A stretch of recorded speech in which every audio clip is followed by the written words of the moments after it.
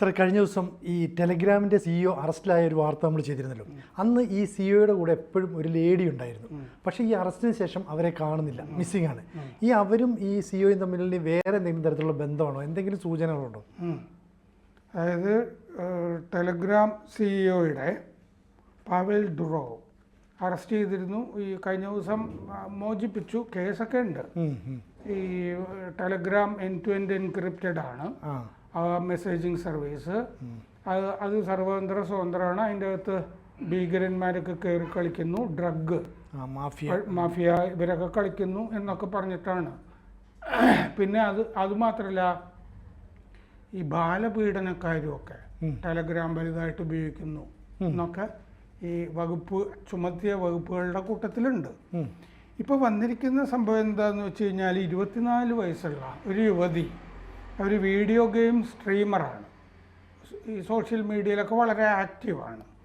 Julie വിവിലോവ എന്നാണ് പേര്. എന്ന് പറഞ്ഞാൽ റഷ്യൻ പാരമ്പര്യമൊക്കെ, റഷ്യൻ വംശജയായിരിക്കണം. ജൂലി വിവിലോവ.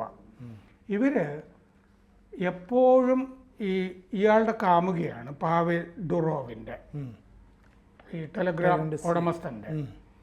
അയാളുടെ കൂടെ നിരന്തരം സഞ്ചരിച്ചിരുന്നവരാണ് ഈ ജൂലി വാവിലോവ എന്ന് പറയുന്നത്. എപ്പോഴും ഇവർ ഇൻസ്റ്റാഗ്രാമിലൊക്കെ പോസ്റ്റ് ഇട്ടുകൊണ്ടിരുന്നു. അവസാനത്തെ യാത്ര പാവൽ ഡുറോവിൻ്റെ കൂടെ ഇവരുണ്ടായിരുന്നു. അത് കഴിഞ്ഞ് ഇവരെപ്പറ്റി ഒരു വിവരമില്ല എന്ന് ന്യൂയോർക്ക് പോസ്റ്റ് റിപ്പോർട്ട് ചെയ്യുന്നുണ്ട്. ഇവരെ ഇപ്പോൾ തിരോധാനം ചെയ്തിരിക്കുകയാണ് അറസ്റ്റിന് ശേഷം. എവിടെ പോയി എന്നറിയില്ല. വേറെ ആരെങ്കിലും പിടിച്ച് കൊണ്ടുപോയതാണോ? അതല്ലാത്തൊരു തിയറി ഉണ്ട്. ആ തിയറി എന്താണെന്ന് വെച്ചാൽ, ഹണി ട്രാപ്പ്, തേൻഗണി എന്നൊക്കെ പറയില്ലേ, പെൺഗണി എന്ന് പറയുന്നതായിരിക്കും നല്ലത്. ഈ ഫ്രാൻസിലെയോ റഷ്യയിലെയോ ഒക്കെ അന്വേഷണ ഏജൻസികൾ, റഷ്യക്ക് പുട്ടിന് ഇയാളെ നേരത്തെ തന്നെ കൊടുക്കണം എന്നുണ്ടായിരുന്നില്ല. 2014 റഷ്യ വിട്ട് പലായനം ചെയ്ത ആളാണ് ഇയാൾ. ദുബായിലാണ് താമസം. UAE പൗരനുമാണ്, French പൗരനുമാണ്. 2021 ഫ്രാൻസിലെത്തുകയൊക്കെ ചെയ്തു. അപ്പോൾ ഈ സോഷ്യൽ മീഡിയയിൽ എപ്പോഴും ഇവർ ഒരു സ്വതന്ത്രമായിട്ട് യാത്രകളുടെയൊക്കെ പോസ്റ്റുകൾ ഇടുന്നുണ്ടായിരുന്നു. ഉസ്ബെക്കിസ്ഥാൻ, അസർബൈജാൻ തുടങ്ങിയ സ്ഥലങ്ങളിലൊക്കെ പോയ കാര്യങ്ങളൊക്കെ, കിർഗിസ്ഥാൻ, ഇങ്ങനെ കസാക്കിസ്ഥാൻ, ഇങ്ങനെയുള്ള സ്ഥലങ്ങളിലൊക്കെ പോകുമ്പോഴൊക്കെ ഈ പോസ്റ്റ് ഇട്ടുകൊണ്ടിരിക്കും. അപ്പോൾ ശരിക്കും ഈ പാവൽ ഡുറോവിൻ്റെ വേറെ ബോട്ട്സ് ഉണ്ടല്ലോ, അയാൾ ഓരോ നിമിഷത്തിലും എവിടെയാണ് താമസം, എങ്ങനെയാണ് കഴിയുന്നത് എന്നുള്ളതൊക്കെ അന്വേഷണ ഏജൻസികൾ ഇവർ വഴി അറിഞ്ഞുകൊണ്ടിരുന്നതല്ലേ എന്നൊരു സംശയം ഇപ്പോൾ ഉണ്ടായിട്ടുണ്ട്. അപ്പോൾ ഇയാളെ ഈ ഒരു ട്രാപ്പിൽപ്പെടുത്തി ഈ സ്ത്രീയെ, കണ്ടാൽ സുന്ദരിയൊക്കെയാണ്, സ്ത്രീയെ കൂടെ ഇങ്ങനെ വിട്ടിരുന്നതാണോ? പണ്ട് മാതാഹരി എന്നൊക്കെ പറഞ്ഞിട്ട് ഒക്കെ ചാരവനിതകളൊക്കെ ഉണ്ടായിരുന്നില്ലേ, പമേല ബോർഡസ് എന്നൊക്കെ പറഞ്ഞിട്ട്, അതുപോലൊരു കഥാപാത്രമാണോ ഇവർ? അതുകൊണ്ടാണ് ഇപ്പോൾ അപ്രത്യക്ഷമായിരിക്കുന്നത് എന്നുള്ള സംശയമുണ്ട്. ഈ പാവൽ ഡുറോവിൻ്റെ കൂടെ ഇവർ ഒരു കാറിൽ ബാക്ക് സീറ്റിൽ ഇരിക്കുന്ന പടം അത് അവൈലബിൾ ആണ്. അതുപോലെ ബക്കു എന്ന് പറഞ്ഞ സ്ഥലത്ത്, ഈ പറഞ്ഞ ഉസ്ബെക്കിസ്ഥാൻ, ബക്കു എന്ന് പറഞ്ഞ സ്ഥലത്തിലെ ഒരു ഷൂട്ടിംഗ് റേഞ്ച്, വെടിവെച്ച് പരിശീലിക്കില്ലേ, ഷൂട്ടിംഗ് റേഞ്ചിൽ ഇവർ നിൽക്കുന്ന ചിത്രം, ഇതൊക്കെ ഇവർ നേരത്തെ സോഷ്യൽ മീഡിയയിൽ പോസ്റ്റ് ചെയ്തിരുന്നു. പിന്നെ ഇത്തരം കാര്യങ്ങളൊക്കെ നന്നായി ശ്രദ്ധിക്കുന്ന ബാപ്റ്റിസ്റ്റ് റോബർട്ട്, അയാൾ ഫ്രഞ്ച് പ്രൈവസി റിസർച്ചർ എന്നാണ് പറയുന്നത്. ആളുകളുടെ സ്വകാര്യതയൊക്കെ അന്വേഷിച്ച് ഗവേഷണം നടത്തുന്ന ഒരാൾ, ബാപ്റ്റിസ്റ്റ് റോബർട്ട്, അയാളാണ് പ്രധാനമായിട്ടും ഈ സംശയം ഉന്നയിച്ചിരിക്കുന്നത്. ഇവരുടെ പോസ്റ്റുകളാണോ പാവൽ ഡുറോവിനെ അറസ്റ്റിൽ എത്തിച്ചത്? കൃത്യമായിട്ട് ഇയാൾ ഇന്ന സ്ഥലത്ത് പോകുന്നു, ഞങ്ങൾ ഇപ്പോൾ യാത്ര ചെയ്യുന്നു എന്നൊക്കെ പറഞ്ഞ് ചിത്രമൊക്കെ ഇടുമല്ലോ. അങ്ങനെ ഇയാളുടെ യാത്രകളൊക്കെ മനസ്സിലാക്കിയിട്ടാണോ അയാൾ അറസ്റ്റ് ചെയ്യപ്പെട്ടത് എന്നുള്ള സംശയം ഉന്നയിച്ചിട്ടുണ്ട്. അപ്പോൾ ഡുറോവിൻ്റെ മൂവ്മെൻറ്റ്സ് ഉണ്ടല്ലോ, ചില യാത്രകൾ മുഴുവൻ, നീക്കങ്ങൾ, അത് മുഴുവൻ വെളിയിൽ ഇവർ പറഞ്ഞുകൊണ്ടിരിക്കുകയായിരുന്നല്ലോ ഇതുവരെ.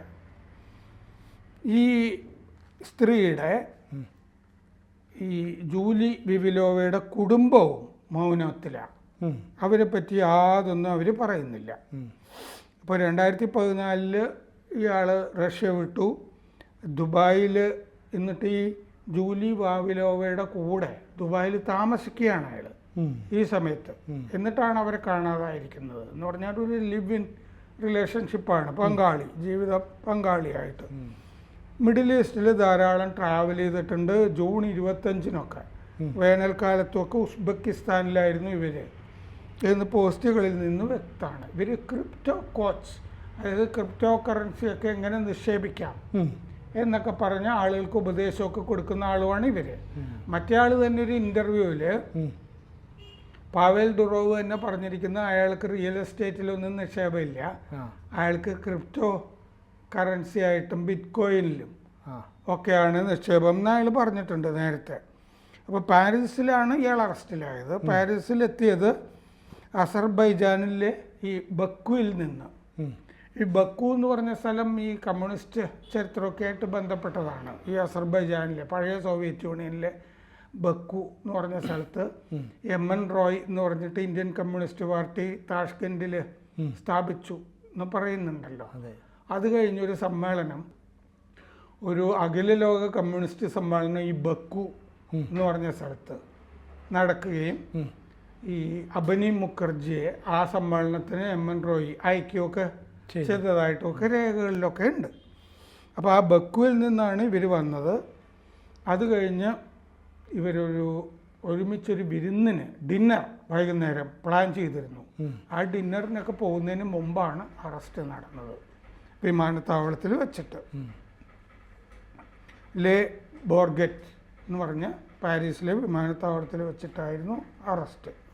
അംഗരക്ഷകൻ, പ്രൈവറ്റ് അസിസ്റ്റൻ്റ് ഒക്കെ കൂടെ ഉണ്ടായിരുന്നു ഡുറോവിൻ്റെ കൂടെ. പിന്നെ ഈ റോബർട്ട് നേരത്തെ പറഞ്ഞ ഈ സ്വകാര്യത അന്വേഷിക്കുന്ന ബാപ്റ്റിസ്റ്റ് റോബർട്ട്, അയാൾ CEO ആണ് പ്രെഡിക്റ്റ ലാബ് എന്ന് പറഞ്ഞിട്ട് ഒരു സ്ഥാപനത്തിൻ്റെ.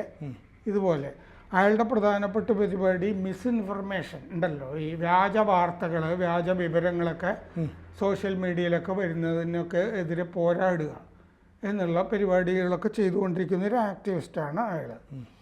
അപ്പോൾ അയാൾ പറഞ്ഞിട്ടുണ്ട് ഈ റഷ്യൻ ഉപരോധം, സാങ്ഷൻസ്, റഷ്യ ഇവരെയൊക്കെ പലതരത്തിൽ വിഷമിപ്പിക്കുന്നുണ്ടായിരുന്നല്ലോ, അത്തരം റഷ്യൻ ഉപരോധങ്ങളെയൊക്കെ മറികടക്കാൻ സഹായിച്ച സുഹൃത്തുക്കൾക്ക് നന്ദി എന്നൊക്കെ പറഞ്ഞ് ഇവർ നേരത്തെ പോസ്റ്റ് ഇട്ടിരുന്നതായിട്ടൊക്കെ അയാൾ പറയുന്നുണ്ട്. കാർ റേസിങ്, ഷൂട്ടിംഗ് റേഞ്ച്, ഇങ്ങനെയൊക്കെ ഉള്ള സ്ഥലങ്ങളിലൊക്കെ ഡുറോവിനെ കൊണ്ടുപോയിട്ടുണ്ട്. അപ്പോൾ ഇനി ഏതെങ്കിലും ഈ പറഞ്ഞ പോലെ മിക്കവാറും സോവിയറ്റ് യൂണിയൻ്റെ ചാര ഏജൻസിയുടെ ഒരു ഏജൻ്റായിരുന്നു ഇവർ ഒരു ചാരവനിതയാണോ? ഇതിനിപ്പോൾ ഉത്തരം കിട്ടിയിട്ടില്ല. അല്ല, എന്തായാലും ഇതിനകത്ത് കുറച്ച് സംശയങ്ങളുണ്ട്. കാരണം ഈ ടെലഗ്രാം, എന്തായാലും ഈ ടെലഗ്രാം യൂസ് ചെയ്യുന്നത് ഈ ഭീകര പ്രവർത്തനങ്ങൾ ചെയ്യുന്ന കുറേ ആൾക്കാർ നിരോധിക്കാൻ പോണു. ഇവിടെ 50 ലക്ഷം സബ്സ്ക്രൈബേഴ്സ് ഉണ്ടെന്ന് ഇന്ന് വായിച്ചു. അതെ, അത് നേരത്തെ ഞാൻ പറഞ്ഞിരുന്നില്ല സാറേ, ഈ സിനിമകൾ പോലും ഈ പൈറേറ്റഡ് കോപ്പീസൊക്കെ അപ്ലോഡ് ചെയ്യുന്നു, ഈ ഡ്രഗ് മാഫിയ ഉപയോഗിക്കുന്നു, അല്ലെങ്കിൽ ഈ തീവ്രവാദികൾ ഉപയോഗിക്കുന്നു. അപ്പോൾ ഇതെല്ലാം ഈ ടെലഗ്രാം ഉപയോഗിക്കുന്നു. അപ്പോൾ ഇതൊന്നും കണ്ടുപിടിക്കാനേ പറ്റുന്നില്ല. അപ്പോൾ ഇതിൻ്റെ CEOയെ എങ്ങനെയും പിടികൂടുക എന്നുള്ളതായിരിക്കില്ലേ ഇവരുടെ ലക്ഷ്യം. അപ്പോൾ അതിന് വേണ്ടിയിട്ടായിരിക്കും റഷ്യക്കെതിരെ ആരോപണം വരുന്നുള്ളതുകൊണ്ട് ഈ നാറ്റോ സഖ്യത്തിലുള്ള രാഷ്ട്രമാണ് ഫ്രാൻസ്, അവിടെ വെച്ച് പിടിക്കുക. എന്നിട്ട് അയാളെ വിടണം എന്ന് പറഞ്ഞിട്ട് എലോൺ മസ്കും കൂട്ടരും ഒക്കെ കൂടി രംഗത്തും വന്നിരിക്കുന്നു. ഈ എലോൺ മസ്ക് ഒക്കെ എന്തുകൊണ്ടായിരിക്കും ഇങ്ങനെ നേരിട്ടങ്ങ് പറയുന്നത്? നേരത്തെ പറഞ്ഞില്ല, അയാൾക്ക് അയാളുടേതായ ഒരുപാട് കച്ചവടങ്ങൾ സ്വകാര്യമായിട്ട് ചെയ്യാനുണ്ടല്ലോ, ഒരുപാട് കാര്യങ്ങൾ. അപ്പോൾ എൻക്രിപ്റ്റഡ് ആയ സന്ദേശം രഹസ്യമായിരിക്കുമല്ലോ. അപ്പോൾ മസ്കും വേണമെങ്കിൽ ടെലഗ്രാമിൽ കൂടെ സന്ദേശമൊക്കെ അയച്ചേക്കാം. അയാളുടെ കേക്ക് പകരം, വാട്സാപ്പിന് പകരം അയാൾ ടെലഗ്രാം ആയിരിക്കും ഉപയോഗിക്കുന്നത്. അയാളുടെ രഹസ്യ സന്ദേശങ്ങൾ കൂട്ടാളികൾക്കൊക്കെ കൈമാറാനും ഒക്കെ ആയിട്ട് ചെയ്യുന്നത് അങ്ങനെ ആയിരിക്കാം.